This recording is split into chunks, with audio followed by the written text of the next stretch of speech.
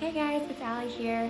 As we start to wrap up the summer and the theme of identity in Christ, today's biblical character is Jochebed, Moses' mother. The story of Moses is in the book of Exodus, and during this period when Moses was born, the Hebrews were slaves to the Egyptians.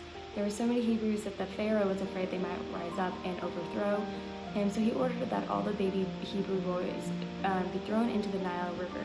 While the story in Exodus kind of focuses on God calling Moses to rescue the Israelites from the Egyptians and be their courageous leader, his mother also played a profound role in Exodus 2 in allowing this to happen. And that's kind of where we're going to be focusing on, is Exodus 2, where we really see Moses' mother, Jochebed, exemplify her faith and trust in God, and as this major part of her identity. So Moses' mother, Jochebed, was a Hebrew, a Levite, a wife, a mother, and most importantly, one of God's children.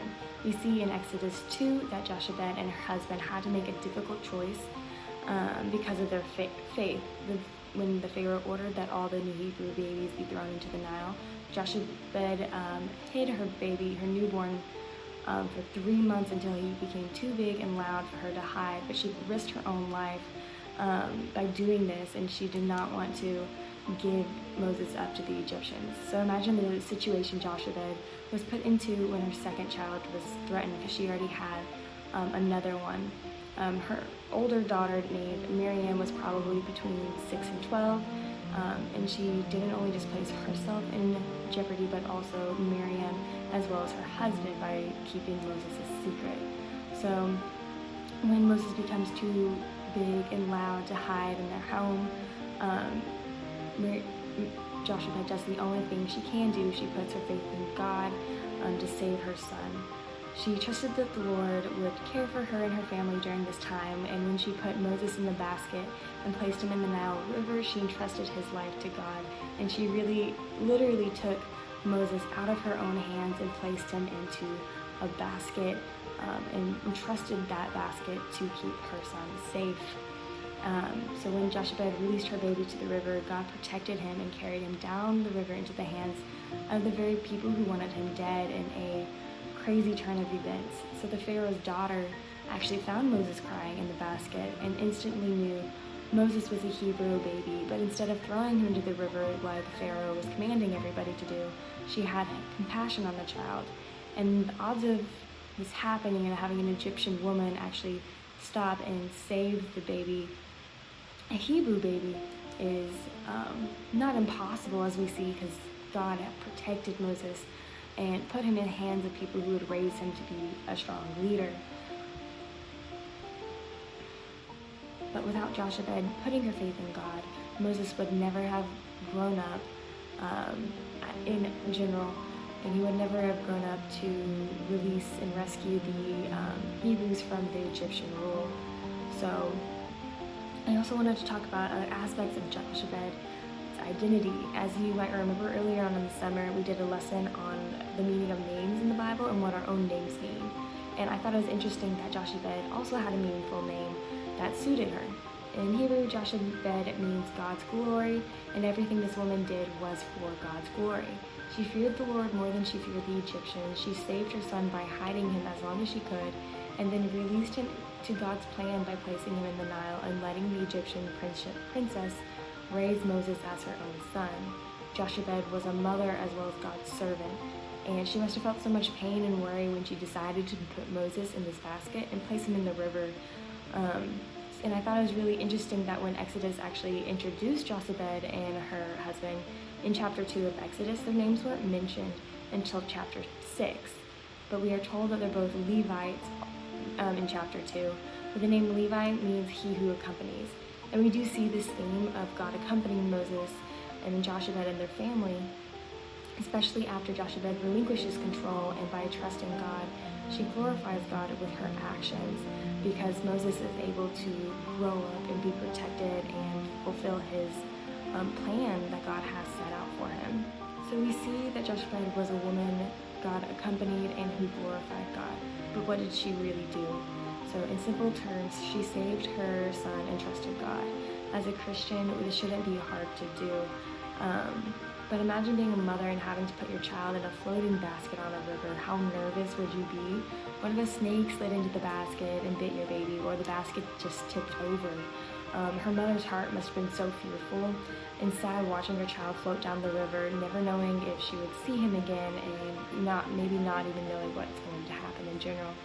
So imagine feeling relieved to find out your child is safe, and rescued out of harm's way. But then imagine the mixture of emotions of finding out that one of your suppressors, one of the people who made you so filled with fear and worry for your son's life, and watch them raise your son as their own, and having to help them raise your son, but still raise them as their child instead of yours. Because this is what Jochebed went through, because when the Egyptian princess found Moses in the river crying, it was actually Jochebed who was fetched to care for and raise the baby until he was old enough and weaned off of milk before he was raised in the palace. So imagine being so happy to see your child grow up only to see them call someone else mom. So despite what she went through and despite how she felt, Jochebed walked with God and she was rewarded.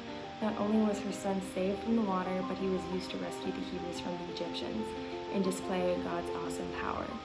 And I think sometimes we get caught up with the main characters of the story and don't look at the others who show great faith in God as well. And it's good to look at these stories with fresh eyes and acknowledge that people express their identity in Christ differently. And if we look at other characters that are involved, we don't see much of the husband in Exodus. He's also not named in Exodus 2, but his name is said in chapter 6 of Exodus along with Jochebed. But another character in the story was Miriam, the first child of Jochebed, and she displayed great faith in God as well, because during this time it must have been very scary to know that your brother's life was threatened. And imagine being between 6 and 12. This young girl, she knows her brother's in danger, she knows her family's in danger because of her brother, and not really understanding why, maybe. But imagine watching your mom place your brother, only 3 months old, in a basket, and then watching him float down the river. And you follow, that's what Exodus tells us Miriam does. She follows the basket down the river to the Pharaoh's home, where the Egyptian princess is by the river and finds the baby. Imagine seeing this happen and unfold, and being both nervous and excited because you see this Egyptian princess take compassion on your brother, and you're able to get your mother to come see her son again and be chosen as the woman to raise the newborn baby. And Miriam shows great faith because she never says anything about not trusting God. She never goes and rescues the basket before Moses reaches his destination, but she does watch over it to see what happens. And it's very interesting to see both of these women play these roles of trusting God that ultimately allows Moses to fulfill the destiny he's supposed to do as well. And I don't think we always recognize the people that God has placed in our lives, and if we just acknowledge that if we put our faith and trust in Him, that ultimately we'll end up on the path God has set out for us. So like Jochebed and Miriam, it's important to remember that the fears we experience on this earth and the concerns that we have with the future, whatever it might be, if we're afraid of losing something or someone, that as long as we trust in God, everything will work out the way it's supposed to. Even if it's unexpected and we don't understand why He does it the way He does it, there's always a plan and a reasoning for why God puts things in our lives.